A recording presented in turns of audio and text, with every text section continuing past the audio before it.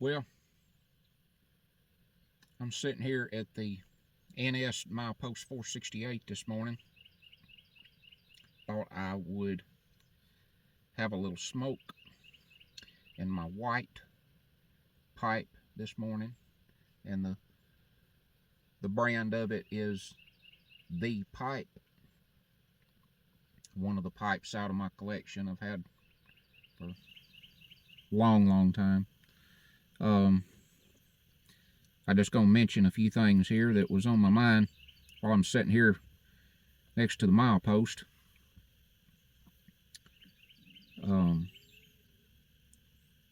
Sitting here facing west right at the moment. Got a double red signal light in both directions, which the signal lights has kind of been a goofed up situation here lately, due to a derailment down west, just west of the milepost 473.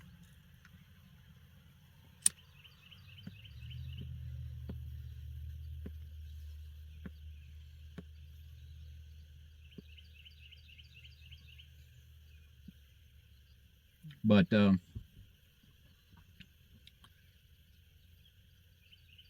ain't been no traffic this morning, not on the rails, and these red lights has been holding for a pretty good while. I'm sitting here and it's kind of raining on and off. I've got an umbrella sticking up over top of me out the window, but and looking behind me is back toward the milepost 466 heading east. But you know what a lot of people don't know about is when you head off down the Norfolk Southern right here headed west, you come to the milepost 472, which is the community that many, of course, around here knows as Cypress Tank. And there used to actually be an old water tank right there.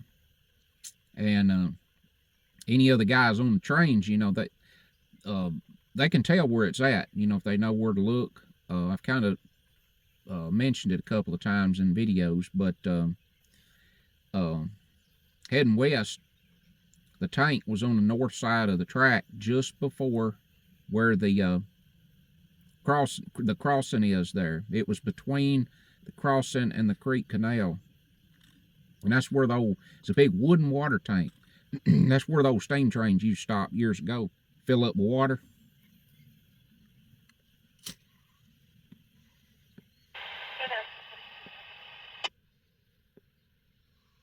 But down at the derail site, oh, by the way, right there where the Cypress water tank was, there used to be an old store and a big well right there behind where the tank was. But a lot of folks from over the years hung out right there.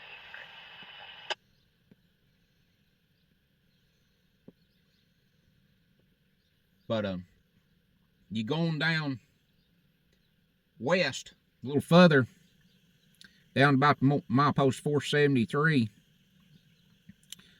I heard some history from years ago. There used to be a lot of stuff going on right in there. It seemed like I heard something one time about there used to be a post office or something there right on the edge of the track. And then right here where I'm sitting right now, I was talking to a guy that lives right across the track over here the other day, and he said that he had a picture of the original railroad depot that sit right here at the milepost 468 that was built in 1857. But the big derail side, I think that's where the guys is working now. I believe that's what's holding these signal lights red up here. There's been a whole row of cars derailed off in the edge of the swamp up there for the last couple of years. I think it was 25 or 30 of them, something like that. It was just west of the milepost 473. I remember that accident happened in August back a couple of years ago. It had recently came a storm, and it blew a tree across the track. And the story I heard was the train was completely empty, and they come up there and they hit that tree, and it kind of buckled that whole train, as I understood. But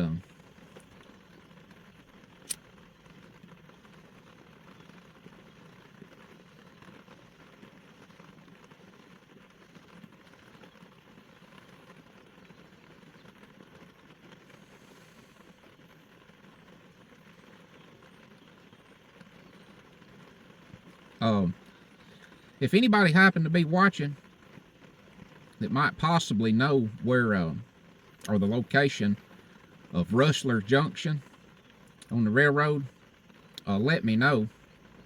I have got a YouTube follower that sent me or wrote me a comment the other night. He says that his great grandfather had a stave mill back about 100 years ago at Rustler Junction. Now I think, I'm not for sure, but I think that's how they pronounce it, Rustler Junction. It's either Rustler Junction or Rossler Junction, something like that. And this guy is wanting to see this spot. And he said he was told 30 years ago that nothing but the concrete pillars were left. So, you know, I've got some questions to ask as soon as I can make it around the right folks. But and I wrote the guy back, and I told him that I hear that Rustler Junction mentioned in the railroad radio traffic a pretty good bit. But he said that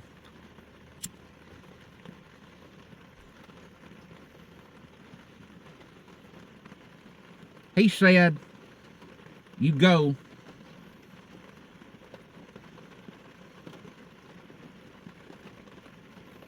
to the railroad crossroads there at Corinth.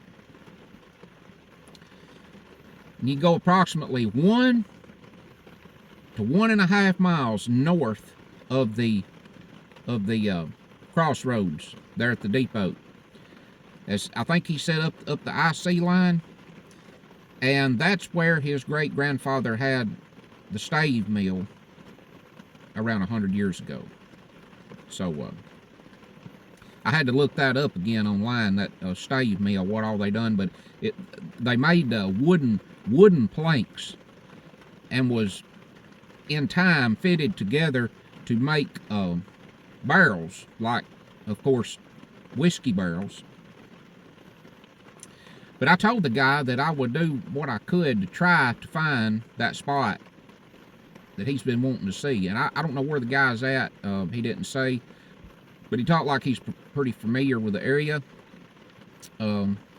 So if I could figure out where it was at, you know, I might go try to look at it on video, and that way he could see it. But yeah, if anybody knows where Rustler Junction is, let me know. Now again, I'll repeat myself on this. He said go to the railroad crossroads there at Corinth. Go approximately 1.5 miles north, which is going to be coming back toward where I am now. And that stave mill was right along right in there somewhere. But I just heard a dispatcher just call that Rustler Junction here just one night, just back, I don't know, it was a couple of weeks ago. And, you know, I've heard it pretty regularly on and off. But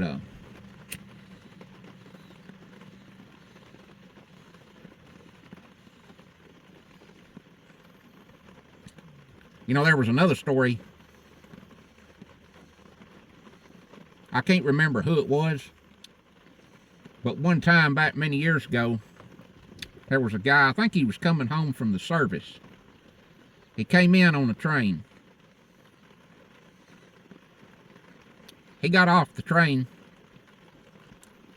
somewhere from the milepost 473 to the 474. And somebody told him that as long as he laid flatter than a board in the middle of the track, he would be fine. Well, it was somewhere right near, I think close to Tuscumbia River down here. The next train that come along, he raised his head up, and it killed him.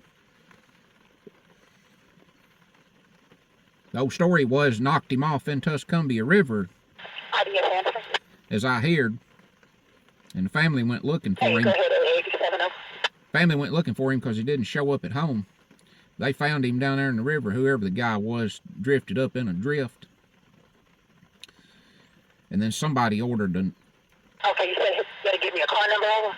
Somebody ordered an old organ. All right, I'm ready, over. Somebody ordered an old organ for my granddaddy's mother one time. And that organ came in to Pocahontas down here west on a train. Somebody took an old wagon with an ox hooked to it. Okay, again, that number is LEHX 131271. Let me see what we got on it. Stand by for me.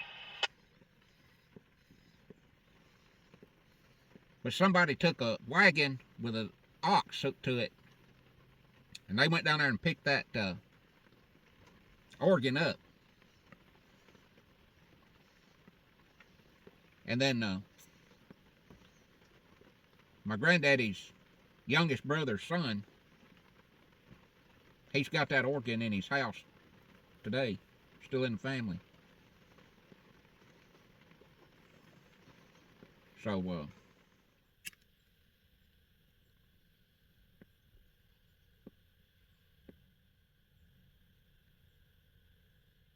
signal lights went back and forth from double red to red green 2 or 3 times. I just hear the train blow down west. It might be 95. All right, train just cleared my post 470 eastbound.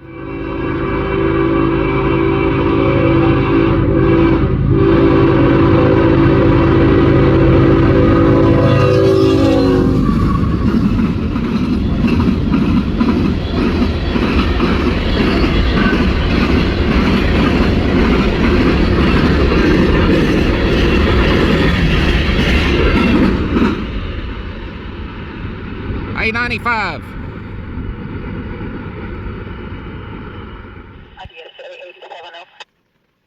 If anybody happens to know where we did get that call from them. Is it in our inventory over?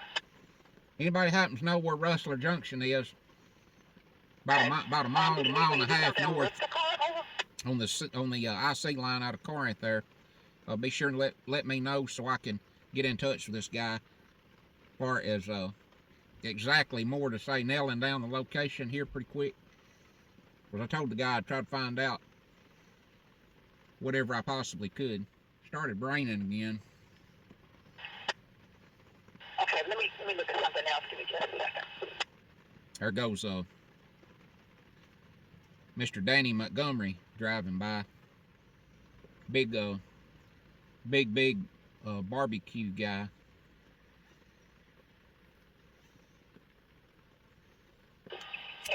Based on the billing, it would be a Sheffield, over. But that dispatcher just mentioned Sheffield. That's Sheffield, that's Sheffield, Alabama. And the reason this railroad that I sit on all the time is so busy is I am on this section between Memphis and Sheffield. And if you're pulling them, I'm going to need to add, I guess that ID track if we got those cars from them over. But I'm on this big section between Memphis and Sheffield. Okay, yeah, I can check those. Trains that come through here going west, of course, are going to Memphis most of the time. eastbound trains are going to Sheffield. Of course, some of them goes on past Sheffield, you know, goes on wherever, but I don't know, plumb over the East Coast, I guess. But yeah, this is an old spot right here where I'm sitting. You know, the old original railroad depot used to butt right up against the south side of the track right over here. And the guy over here told me that that original depot was constructed in 1857. So, I mean, there were Civil War soldiers, you know, right around here where I'm sitting right now. Like, they were schooled all around like crazy right here during the day. Back in time there. Okay.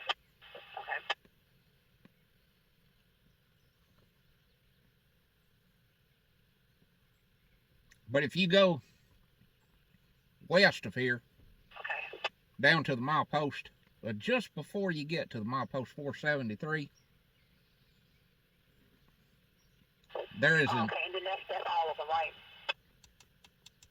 there is an old cemetery All right, let me get just down south of the railroad crossing, there close to 473, right quick if you don't mind, over. called the Wooten Cemetery. Okay, so that first one, You go back off down beside the Tuscumbia River, and the road ends up turning left and dead ending at the cemetery. A lot of them old Wootens that lived right in that community, that used to be a little community kind of right in there. Jumping back there to the 473, I'd mentioned it a few minutes ago. There's a man, I think he's the oldest one that was in that area, Ezekiel Wooten. His wife was Rebecca. They had like 6 or 7 kids. Some of that Wooten family, I think, as I remember hearing in regards to the history of it, ended up marrying into the Pittman family that lived, you know, that was kind of from this area right in here as well. But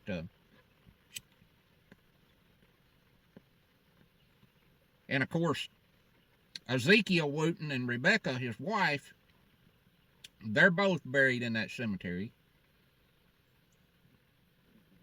And about all of their kids, except 2 or 3 of them or something like that, they're buried in that cemetery under their married name.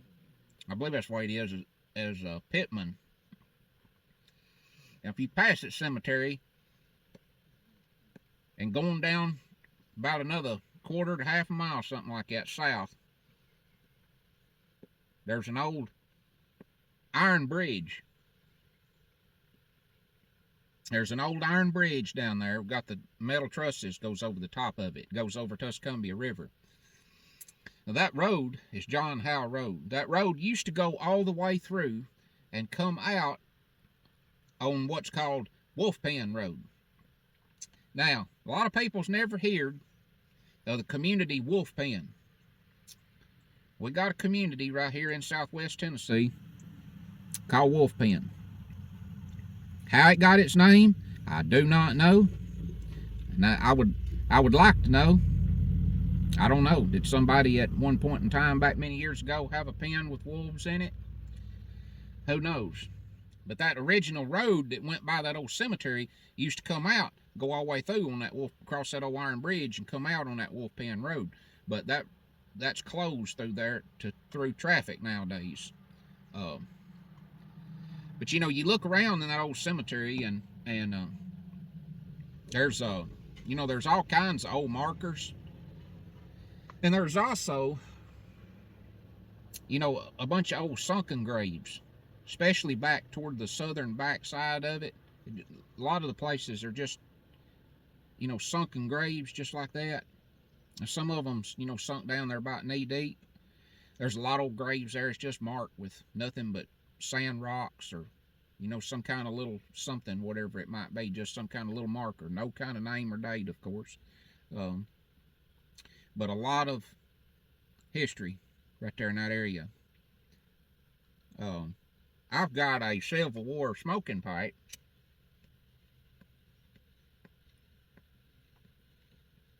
Just to mention it, mentioning pipes, I got a Civil War smoking pipe that my granddaddy found when he was working in parks. Right there in that area. He found it right on the north side of the railroad where a big hill, big bluff is coming around to the track. Right before it got around to the track where he found it. But it is a clay smoking pipe. It's got Franklin Pierce's face on the front of the bowl right here. You know, his nose sticking out on the front of it, and his hair around the edge of the bowl here. And on the stem of it right here, it's got Franklin Pierce for U.S. President. When I looked it up online,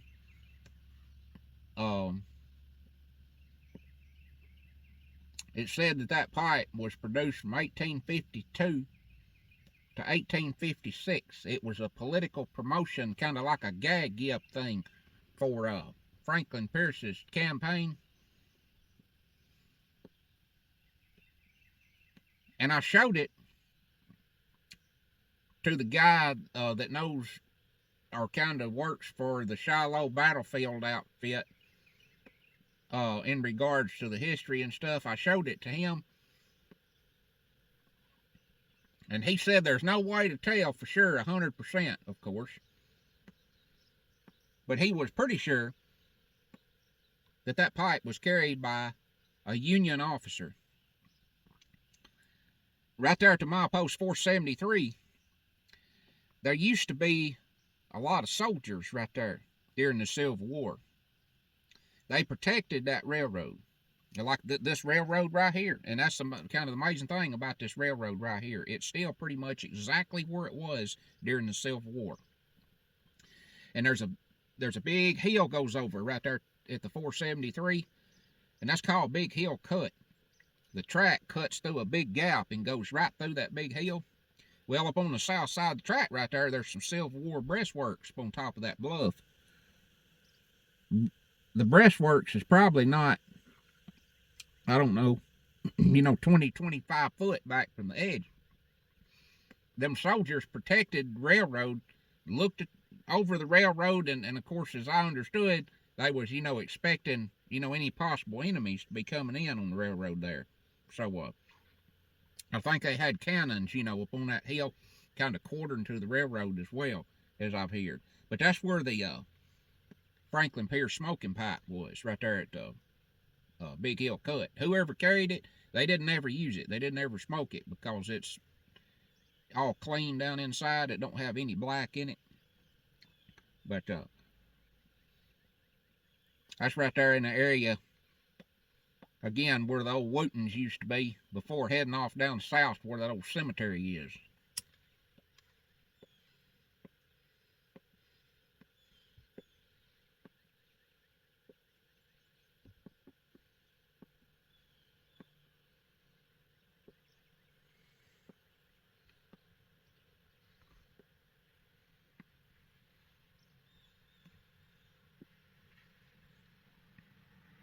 Well, it stopped raining again. One more little thing here I'm going to tell you. Kind of like in regards to the history part of the railroad here. Right between, and any guys on the trains that may be watching. Right between the milepost 472 and 473. Actually, it's going to be, if you pass the milepost, or as soon as you get to the 472 milepost, heading west, you look over on the north side of the track, which is on the right, going west. You're going to see a big body of water out in there that comes right up to the track, and it's got a bunch of cypress trees scattered around out in it. That is the old original Big Hill Pond. Now, this is the old story that I heard. A lot of people don't know to this day, and I've run into a couple of folks even around here. They didn't know what the old pond was or where it was. There's an old pond and there's a new pond or a lake. Well, that old lake, now to my understanding and researching the history in regards to that, is the old original Big Hill Pond originally first got there, in regards to slaves using like horse and mule drawn equipment, like, you know, dirt scoops and whatever kinds of pans and or scoop shovels that they might have had back then. I don't know what it would have been. That they created that old pond because that's where they got the dirt from to build the levee for this railroad right here to sit on. Because this track right here, the Norfolk Southern, it is sitting right up on the big top of a big levee right there, just on the south side of that. And of course, that water in that old pond, you know, it's coming right up to the side of the track right there. So, and supposedly that was constructed around 1853. That old pond, to my understanding, what I always hear. But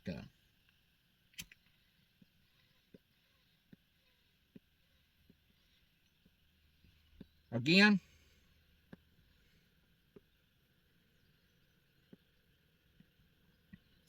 anybody watching, especially from along the railroad, you happen to know anything about that Rustler Junction, a mile to a mile and a half north of the crossroads of Corinth, be sure and let me know so I can get in touch with this guy that asked about it.